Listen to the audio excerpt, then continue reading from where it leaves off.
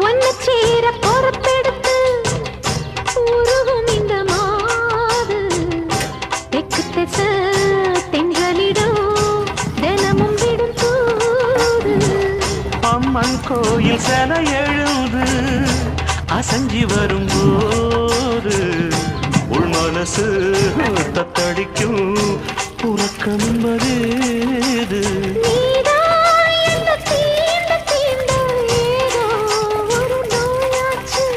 நான் தான்